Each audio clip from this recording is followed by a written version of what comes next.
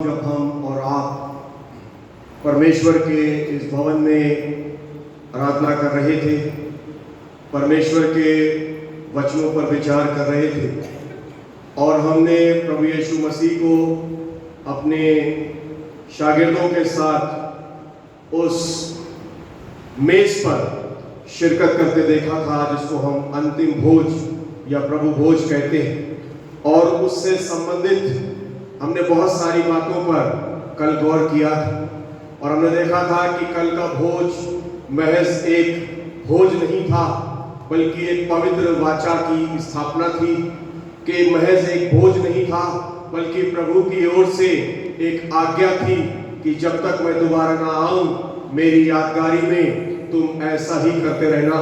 हमने ये भी देखा था कि वो महज एक भोज नहीं था बल्कि एक प्रशिक्षण भी था, जब उसने अपने चेलों के पांव धोए और उसने कहा जैसा मैंने तुम्हारे साथ किया तुम भी एक दूसरे के साथ करते रहना। इन तमाम बातों पे हमने गौर किया था और हमने ये देखा था कि जो कुछ घटित हो रहा था वो कुछ अचानक से नहीं हो रहा था बल्कि ये सब कुछ परमेश्वर की एक बड़ी योजना थी। और धीरे धीरे धीरे धीरे प्रभु यीशु मसीह अपने उस मुकाम की तरफ जिसको हम क्रूस कहते हैं धीरे धीरे आगे बढ़ रहा था। थोड़ा सा पीछे चल के आना जरूरी है, तभी हम गुड फ्राइडे के असली मतलब को समझ पाएंगे। और हम उसको देखते हैं कि जब वो भोज खत्म हुआ, जब वो भोज पर से उठा तो वो अपने चेलों से कहने लगा कि आज ही रात तुम मेरे कारण ठोकर खाओगे, क्योंकि लिखा है मैं चरवाहे को मारूंगा और भेड़ें तितर बितर की जाएंगी। और जब प्रभु यीशु मसीह ने ये बात अपने चेलों से कही तो एक बार फिर से पतरस उतावला हो गया। कल हमने देखा था कि जब प्रभु यीशु मसीह पतरस के पांव धोने आया था तो पतरस उतावला हो गया, कहने लगा तू मेरे पांव नहीं धो सकता। और प्रभु ने कहा था जो मैं अभी कर रहा हूं ये तू नहीं समझ सकता, ये अभी तू नहीं जानता। तब कहने लगा अगर ऐसी बात है तो पांव नहीं बल्कि मुझे पूरा ही धो। प्रभु ने कहा था जो नहा चुका है उसे शुद्ध होने की और धोने की आवश्यकता नहीं। और आज जब प्रभु ने कहा, रात में कहा कि चरवाहे को मारूंगा और भेड़ें तितर बितर की जाएंगी, तब फिर से पतरस उतावला हुआ और कहने लगा हे प्रभु यदि सारे लोग तुझे छोड़ दे तो छोड़ दे, लेकिन मैं तुझे कभी नहीं छोड़ूंगा, मैं तेरे पीछे चलना नहीं छोड़ूंगा। और तब प्रभु यीशु मसीह ने पतरस से कहा कि हे पतरस मुर्ग के पांव देने से पहले तू 3 बार मेरा इनकार करेगा। इंसान अनजाने में, अनभिज्ञता में, उतावली में, नासमझी में, विश्वास की घटी में, परमेश्वर के वचन से न जानकारी रखते हुए बहुत सारी बातें कई बार अपने मुंह से निकाल देता है। और हमने देखा कि जब प्रभु यीशु मसीह पकड़वा लिया गया, यहूदा इस्करियोती जिसने 30 चांदी के सिक्कों में सौदा कर दिया था वो आ गया और उसके साथ में एक बड़ी भीड़ थी और उनके हाथ में लाठियां थी, तलवारें थी और वो उसे पकड़ने के लिए आए। और इसके पहले कि वो पकड़वाया जाता एक और बात हुई, और वो बात क्या थी? प्रभु यीशु मसीह उन चेलों को लेकर गतसमनी के बाग में गया और वहां लिखा हुआ है मत्ती की इंजील उसके 26वें अध्याय में उसने याकूब के पुत्रों और पतरस को लिया और कहने लगा कि तुम बाकी चेलों से कहा तुम यहीं ठहरे रहना और मैं जाता हूं और प्रार्थना करता हूं। और वो उस गतसमनी के बाग में गया और वहां पर वो प्रार्थना करने लगा और कहने लगा मेरा जी बहुत व्याकुल है, मेरा प्राण निकला जाता है, हे पिता यदि हो सके तो ये प्याला मुझसे टल जाए, लेकिन कहता फिर भी मेरी नहीं पर तेरी इच्छा पूरी। और जब वहां से वो प्रार्थना करके लौटा तो उसने देखा कि उसके चेले क्या कर रहे हैं? सोए। वो दोबारा गया, दोबारा जाकर प्रार्थना करने लगा, प्रार्थना करके फिर लौटा और उसने क्या देखा? चेले क्या कर रहे हैं? सोए। तीसरी बार गया, फिर उसने प्रार्थना करी और प्रार्थना करके वापस आया और उसने देखा चेले अभी भी सोए। और उसने कहा अब तुम सोते ही रहो क्योंकि मेरी घड़ी। मनुष्य जो परमेश्वर की रचना है, परमेश्वर के स्वरूप और परमेश्वर की समानता में बनाया गया, उत्पत्ति की किताब में इस बात का विवरण हम पाते हैं। परमेश्वर ने उसको बनाया है ताकि परमेश्वर उसके द्वारा अपने कामों को आगे बढ़ाएगा। इस सृष्टि की देखभाल की जिम्मेदारी परमेश्वर ने मनुष्य को सौंपी, लेकिन मनुष्य स्वभाव से क्या है? सोया। आत्मिक तौर से, आध्यात्मिक तौर से आज हम और आप अपने जीवन में बहुत बार सोए हुए पाए जाते हैं। हम और आप इस संसार में जागृति लाने के लिए भेजे गए, हम सोने के लिए नहीं भेजे। प्रभु ने कहा तुम सो रहे हो और अब सोते ही।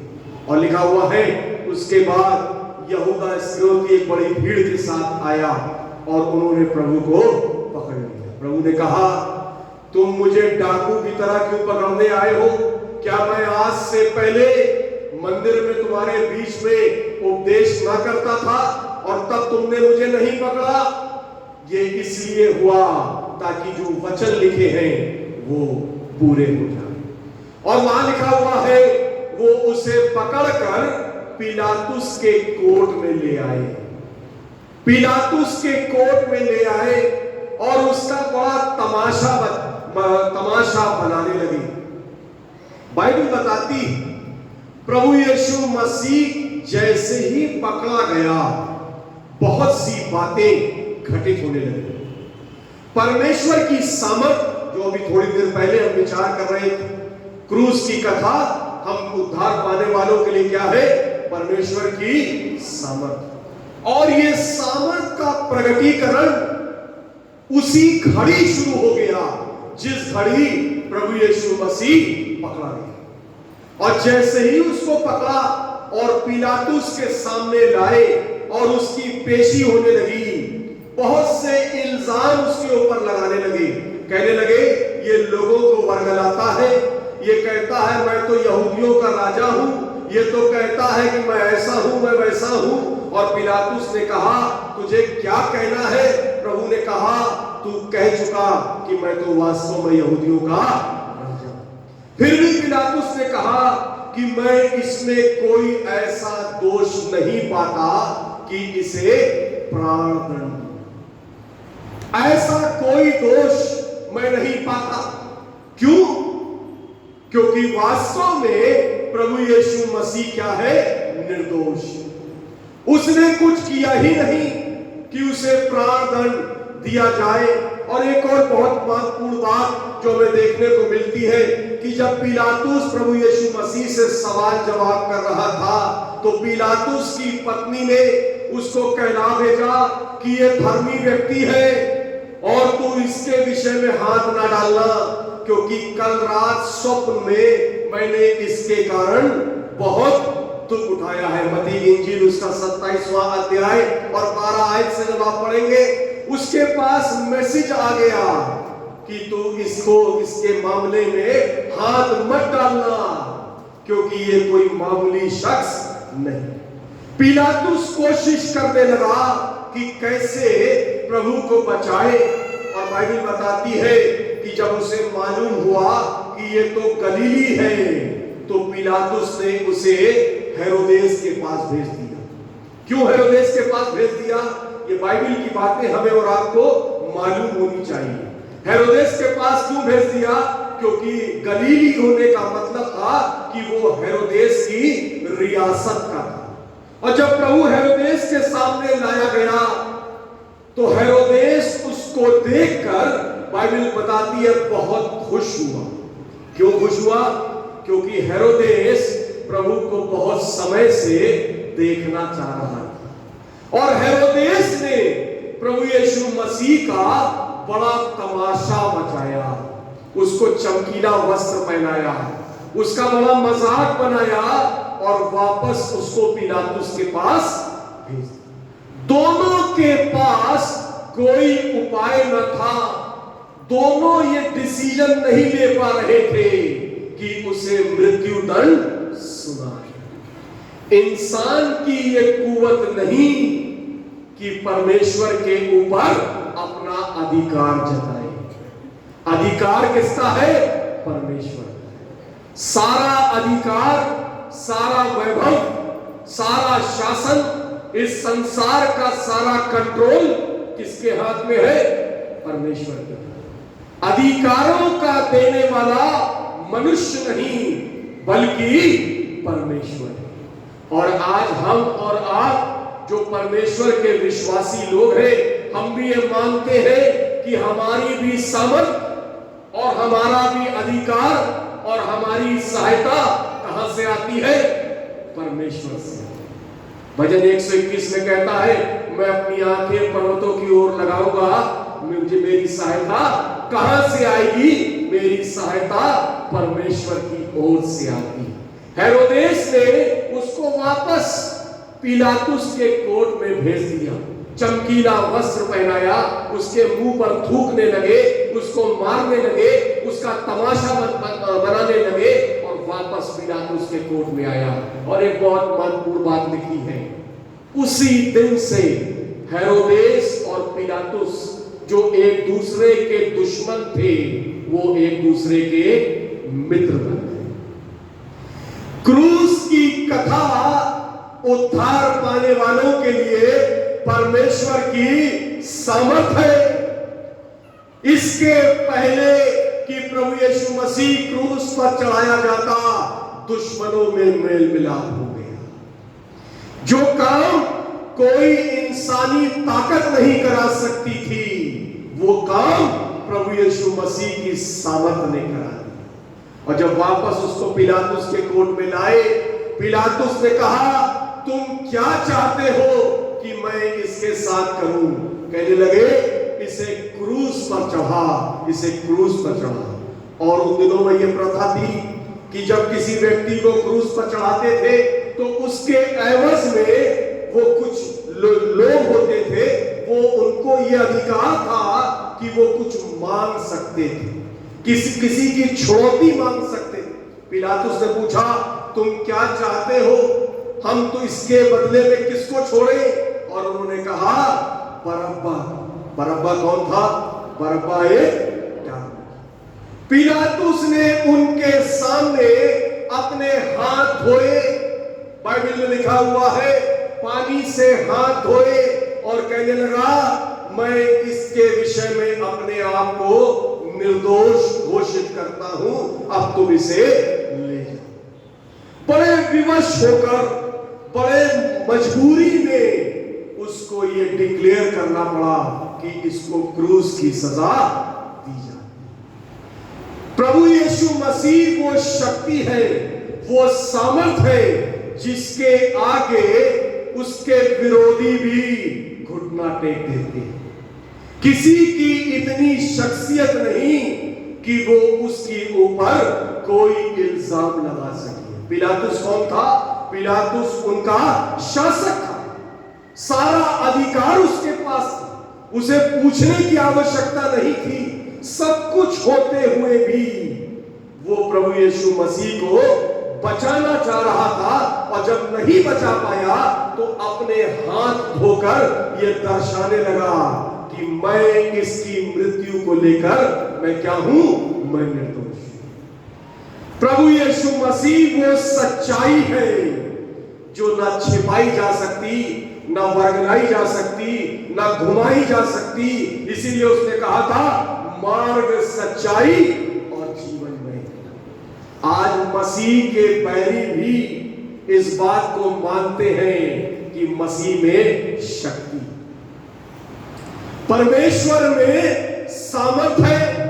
ये बात आज विरोधी मानते हैं, इसीलिए तो चर्च पर सताव होता है। जिस जगह में सामर्थ होती है वही विरोध होता है।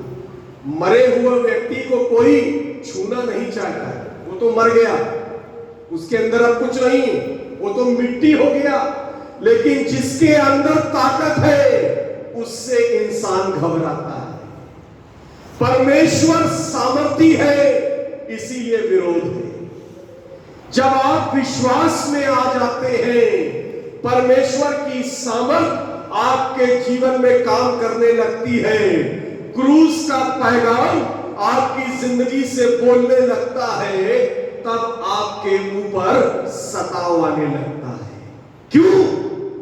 क्योंकि जब तक आप क्रूस से दूर थे, लोगों को कोई खतरा नहीं था। लेकिन जैसे ही आप क्रूस के तले आए, लोगों को लगने लगा कि अब ये व्यक्ति मामूली नहीं, बल्कि ये परमेश्वर का एक सामर्थी जन है।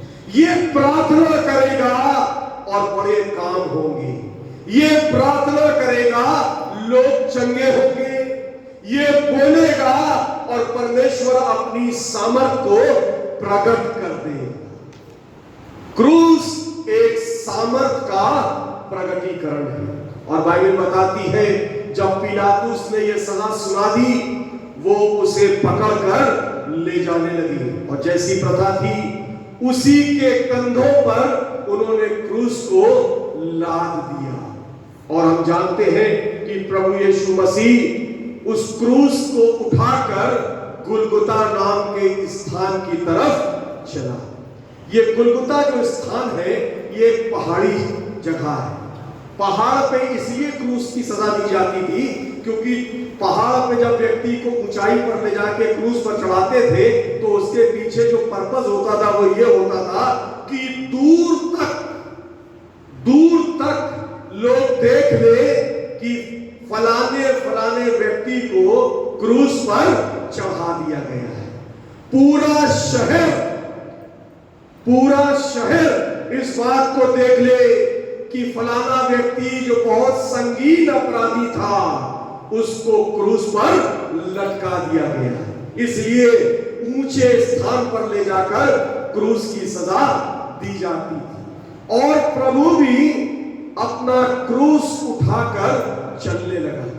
और जो रास्ता था पिलातुस के कोर्ट से और जो गुलगुता का रास्ता था, उस रास्ते पे जब प्रभु चलने लगा, तो बाइबल बताती है एक बड़ा प्रोसेशन, एक बड़ी जमात प्रभु के साथ चल रही थी। उसमें रोमी शासन के लोग थे, सिपाही थे, शास्त्रीय थे, पुरनिये थे, महिलाएं भी थी।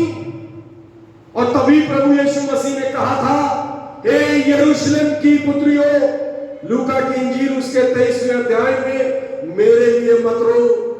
विलाप कर रही थी। प्रभु की माता मरियम भी थी, जो देख रही थी कि वो क्रूस उठाकर चल रहा है। और प्रभु ने कहा था, हे यरूशलेम की पुत्रियों, मेरे लिए मत रो, बल्कि अपने बालकों के लिए रो, क्योंकि ऐसे दिन आते हैं जब तुम कहोगे, मुबारक है वो गर्भ जो ना जने। कहने का मतलब, ऐसा समय आता है, मनुष्य का पुत्र तो जाता ही है, लेकिन हे दुनिया के लोगों, तुम अपनी हालतों पे रो, क्योंकि ऐसा समय आता है जब इंसान बहुत तकलीफों को उठाएगा। और जब प्रभु उस रास्ते में जा रहा था, इस रास्ते को हम लोग कहते हैं डोलोरोसा। एक वर्ड है इंग्लिश में, उसको कहते हैं डोलोरोसा, DOLOROSA, डोलोरोसा। डोलोरोसा का मतलब है सताओ का मार्ग, पीड़ा का मार्ग। प्रभु यीशु मसीह ने डोलोरोसा के रास्ते को कवर किया और गुलगुता नाम स्थान पर पहुंचा, और वहां पर उन्होंने उसका फिर से तमाशा बनाया, उसके मुंह पर थूका, उसको थप्पड़ मारे और उसको बेइज्जत किया। और उसके बाद बाइबल बताती है उसके हाथों में और पांव में कीलें ठोकी और उसको क्रूस पर डाल। दोनों हाथों में, दाहिने हाथ में और बाएं हाथ में कीलों को ठोक दिया। ये जो दायां हाथ, प्रभु का दायां हाथ, प्रभु का बायां हाथ, सबसे पहला वजन किस पे आया? दाएं हाथ पे। फिर वजन किस पे आया? बाएं हाथ। सारा भार, मनुष्य जाति के गुनाहों का भार प्रभु यीशु मसीह ने अपने दोनों हाथों और अपने दोनों पैरों के ऊपर लिया। और आज जब वो क्रूस पर से कुर्बान होकर, जीवित होकर अपने पिता के दाहिने ओर विराजमान है, आज प्रभु ने हम में से बहुतों को अपने दाहिने हाथ और अपने बाएं हाथ की सेवकाई सौंपी। दायां हाथ प्रभु की सेवकाई का प्रतीक है। जब परमेश्वर किसी को पासवान, किसी को उपदेशक, किसी को प्रचारक, किसी को भविष्यवक्ता, किसी को प्रार्थना करने वाला करके बुला लेता है, ये उसके दाहिने हाथ की सेवकाई होती है। वो दाहिना हाथ जो मनुष्य जाति के गुनाहों को लेकर क्रूस पर ठोक दिया गया, सारा भार उठा लिया। आज वो दाहिने हाथ की सेवकाई, वो गुनाहों का भार, वो मनुष्य को बचाने की जिम्मेदारी की सेवकाई प्रभु यीशु मसीह उस क्रूस पर से मुझे और आपको सौंप कर चला गया। बायां हाथ जो दाहिने हाथ से कम नहीं, जो दाहिने हाथ का सब्स्टिट्यूट है, उसका कॉम्प्लीमेंट है। और वहां पे लिखा है उन्होंने उसके दोनों पांव को भी एक साथ जोड़कर ठोक दिया और प्रभु को क्रूस के ऊपर लटका दिया और वहां लिख दिया यहूदियों का राजा। कुछ पुरनिये आए, कहने लगे ये गलत लिखा है, यहूदियों का राजा मत लिख, बल्कि ये लिख कि इसने कहा कि मैं यहूदियों का राजा हूं। पिलातुस ने कहा जो लिख दिया सो लिख दिया। ये गवाही थी। प्रभु यीशु मसीह के दुश्मन इस बात का ऐलान कर रहे हैं कि जिसको हमने क्रूस पर टांग दिया वो गलील का यीशु यहूदियों का राजा है, जिसको हम क्रूस पे कहते हैं INR। दुश्मन भी, विरोधी भी परमेश्वर की गवाही देते, इसको कहते हैं परमेश्वर की सामर्थ। परमेश्वर की सामर्थ हमने पाम संडे पे देखा कि जब वो यरूशलेम में प्रवेश कर रहा था, लोग शोर मचा रहे थे, कुछ शास्त्री कहने लगे इन्हें चुप करा। प्रभु ने कहा था अगर ये चुप हुए तो पत्थर चिल्ला उठे। परमेश्वर अपनी सामर्थ को किसी के जरिए भी प्रकट कर लेता है और इसीलिए आज दुनिया में सबसे ज्यादा अनुयायी या विश्वासी किसके हैं? मसीह के। सबसे बड़ा धर्म आज संसार में जो है वो मसीहत का धर्म। वर्ल्ड वाइड हम हिंदुस्तान में जरूर माइनॉरिटी है, लेकिन अगर हम संसार की तरफ नजर करें तो आज सबसे ज्यादा यीशु मसीह के अनुयायी आज इस संसार में पाए जाते हैं और ये नंबर बढ़ रहा है, बहुत तेजी से बढ़ रहा है। हिंदुस्तान में बढ़ रहा है, पाकिस्तान में बढ़ रहा है, चाइना में बढ़ रहा है, रशिया में बढ़ रहा है। अभी किसी से मेरी बात हो रही थी, रशिया और चाइना दो ऐसे देश जहां पर बहुत मुश्किल है अपने विश्वास का प्रकटीकरण करना, और कोई मुझे बता रहा था कि वहां पर लोग छिप छिप कर अंडरग्राउंड होकर इबादतें कर रहे हैं और बड़ी तादाद में लोग मसीह पर विश्वास ला रहे हैं। ये किसी इंसान का करिश्मा नहीं, ये परमेश्वर की सामर्थ है।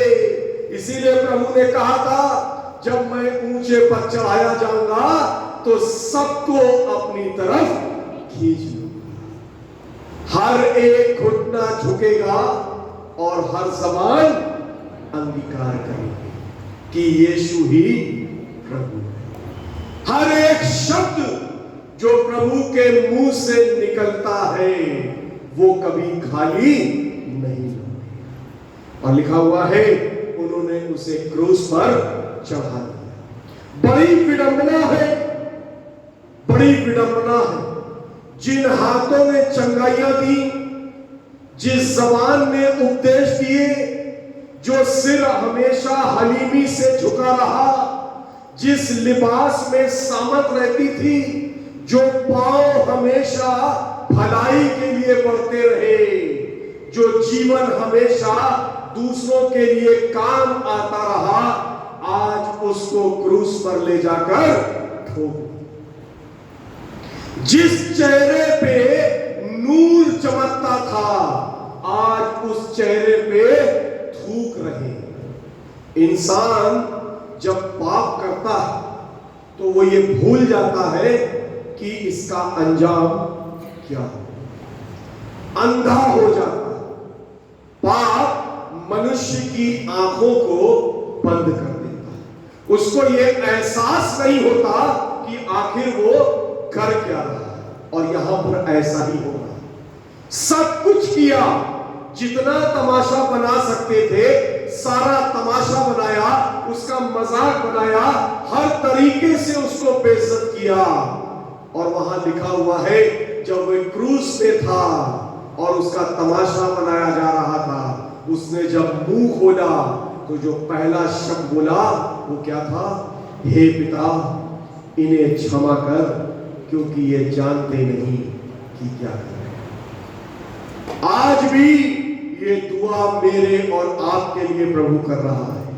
हे पिता, इस दुनिया के लोगों को माफ कर, क्योंकि ये जानते नहीं कि ये क्या कर रहे हैं। हाथ बंधे हैं, पैर बंधे हैं, जिस्म बंधा है, लेकिन जबान को उन्होंने नहीं बांधा। सब कुछ बांध दिया, जबान खुली थी और उसने जबान को खोला और जो पहला शब्द उसका निकला, हे पिता। ये जो शब्द पिता है ये प्रेम का प्रकटीकरण है। हम ट्रिनिटी पे विश्वास करते हैं, परमेश्वर पिता, परमेश्वर पुत्र और परमेश्वर पवित्र आत्मा। और हम ये मानते हैं कि ये तीनों क्या है? एक। पिता का पुत्र से, पुत्र का पिता से क्या है? संबंध है। प्रभु यीशु मसीह ने जब महायाजकीय प्रार्थना करी थी यूहन्ना की इंजील उसके 17वें अध्याय में, तो उसने क्या प्रार्थना करी थी? उसने पिता से प्रार्थना करी थी, लेकिन उस प्रार्थना में उसने अपने आप को भी रखा था और उसने लोगों को भी रखा। एक संबंध है और यह संबंध क्या है? प्रेम का संबंध है। हे पिता, तू जो प्रेमी है, तू जो दयालु है, तू जो अनुग्रहकारी है, तू जो दयावंत है, इन लोगों को क्या कर? क्षमा कर। प्रार्थना मसीह जीवन का आधार है।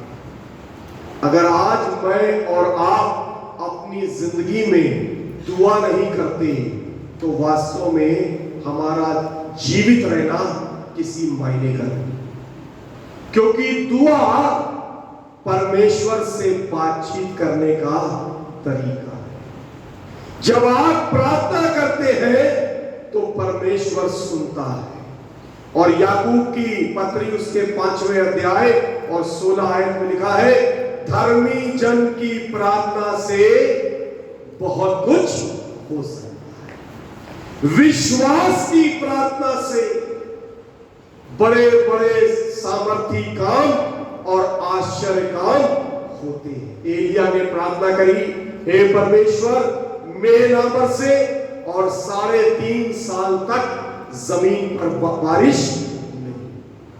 प्रार्थना मेरे और आपके जीवन का हथियार है।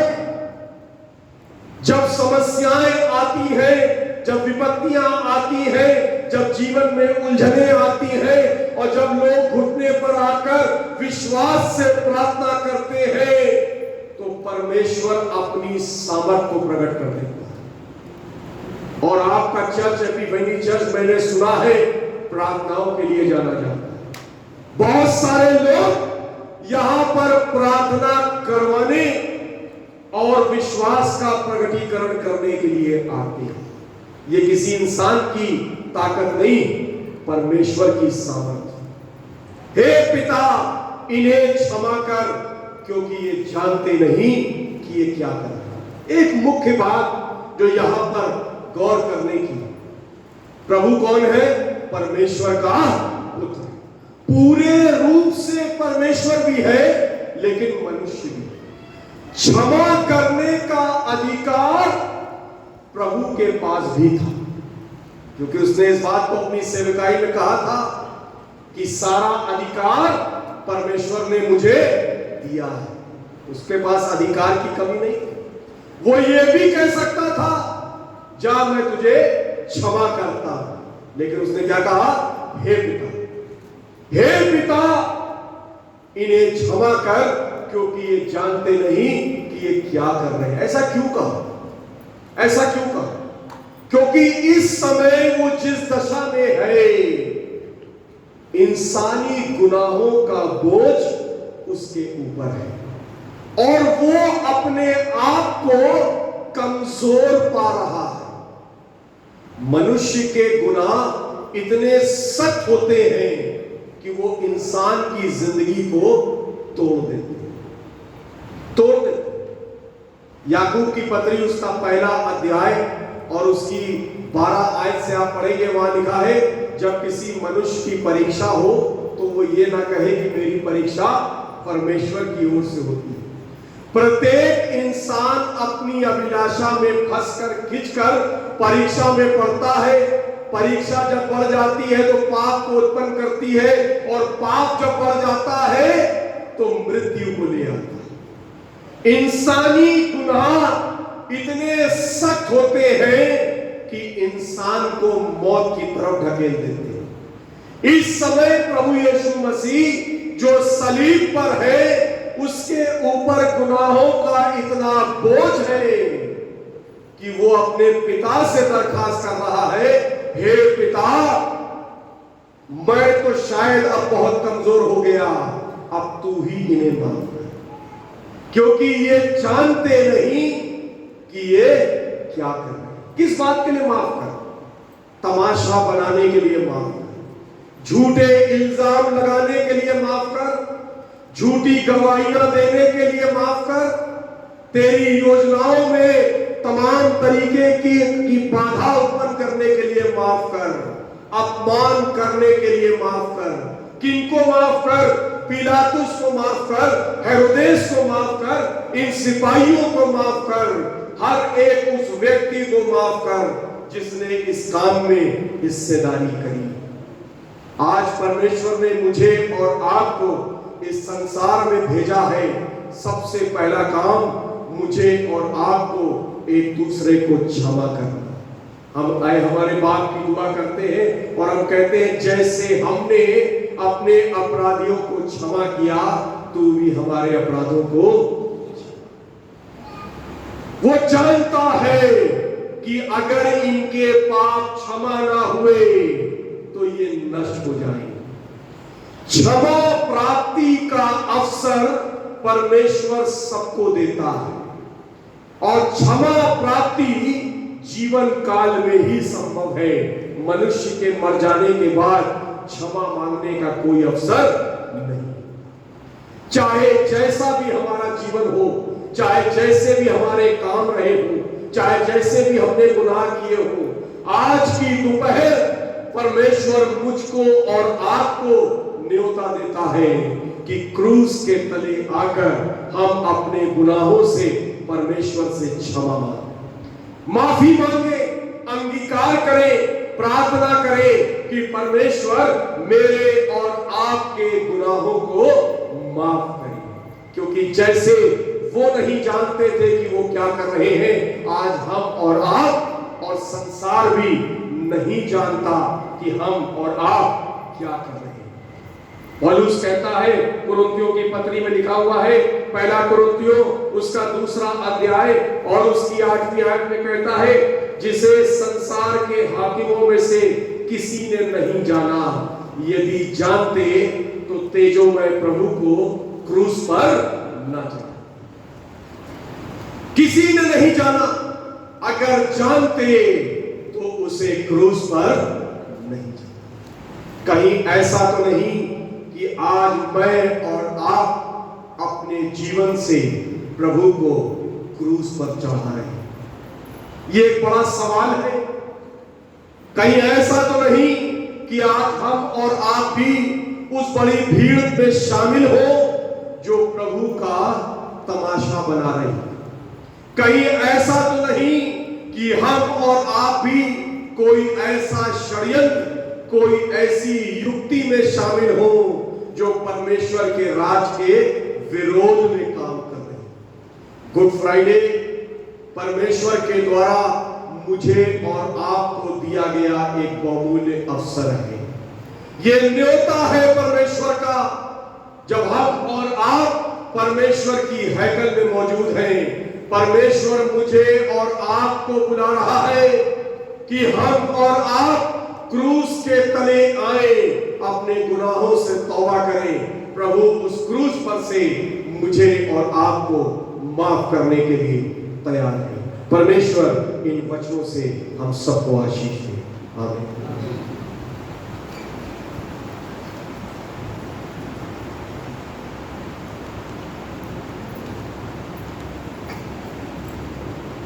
आइए दुआ करें।